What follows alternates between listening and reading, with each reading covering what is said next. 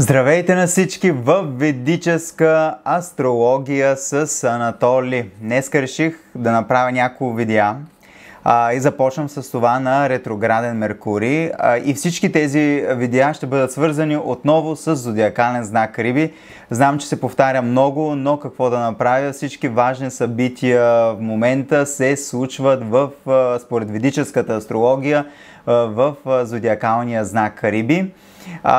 Там е Меркурий, там е Раху, там е Венера, там е Нептун, там ще дойде Слънцето март месец, ще дойде и Сатурн, там ще бъде и затъмнението, така че много, особено първата половина 2025 година е много важен секторът на зодиакален знак Риби, така че отидете в Google или намерете някакъв друг калкулатор и вижте къде във вашата карта се намира зодиакалния знак Риби, защото там ще има определени трансформации, определен фокус, определени енергии или поне нерви или някакви такива емоционални събития, малко може да сте неразположени в този сектор на зодиакалния знак Риби.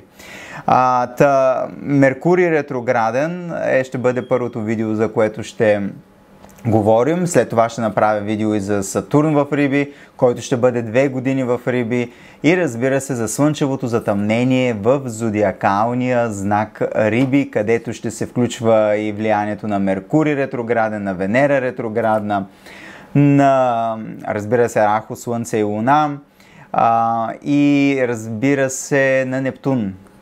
Мисля, че да, на Нептун. И на следващия ден Сатурн ще влезе, за да засили още повече рибешките емоции в нашия живот. Меркурий ретрограден. От края на февруари, мисля, че кога съм написал 27 февруари, Меркурий влиза в зодиакалния знак Риби. Меркурий е дебилитиран, Меркурий е паднал в зодиакалния знак Риби.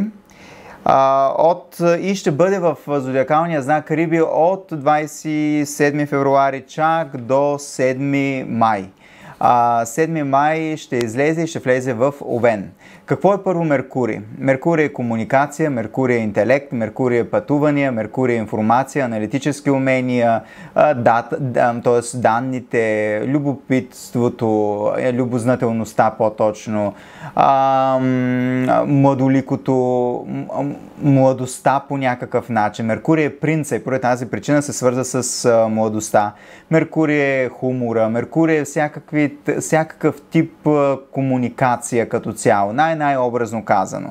И когато Меркурий влезе в знак Риби, се води, че той е паднал, защото Меркурий се чувства щастлив в зодиакалния знак Дева, защото Дева първо се управлява от Меркурий, но е свързано с интелекта, с знанието също така, с информацията, с анализирането, с аналитичните умения, с лечението също така. Меркурий може да се свързва и тъй като управлява Девата, по някакъв начин се свързва с здравето, с младостта като цяло.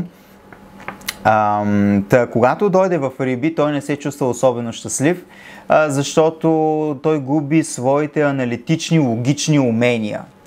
И започва да се държи започва да мисли за тематики, свързани с зодиакалния знак Риби.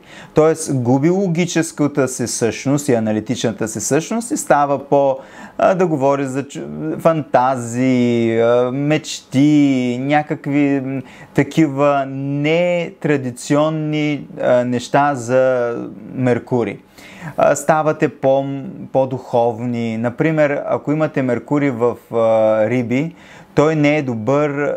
Меркурий в Риби не е добър, например, за политик. Защото политика трябва да бъде аналитичен, той трябва да бъде логичен, той трябва да умее да говори за по-практични неща. Например, в българската политика съм забелязал Кирил Петков. Той има Меркурий в Риби, според ведическата астрология. И вижте как той говори. Той не е роден за политик, той е роден за духовен, може би духовен водач, такъв мотиватор, да говори, да вдъхновява хората, но той не се справя добре в политиката, защото неговия Меркурий е дебилитиран. По принцип, и ако има хора, които наистина от неговия екип знаят, той не трябва да прави основни изявления в политиката. Той може наистина да има знанията и познанията да направи много за България, но той не трябва да е говорител. Това е задължително, защото ще прави гаф след гаф след гаф в политиката. Ако беше духовен водач, ако се занимаваше с изкуство, с духовност, с тематики свързани с зодия Риби, той ще да бъде много добър. Но затова казвам, когато Меркурий влезе в Риби, той става дебилитиран и започва и загубва своята логическа същност и практическа същност. И вие трябва да внимавате какво правите, как говорите, защото вие ще загубите вашия логически размисъл, особено ако сте в дашата на Меркурий. Малко излишна информация ви давам. На 15 март 2025 година Меркурий ще стане ретрограден. Когато Меркурий стане ретрограден, това не е нещо, което, нещо вау, случва се 3 пъти минимум в годината, понякога и 4, така че не е нещо фатално.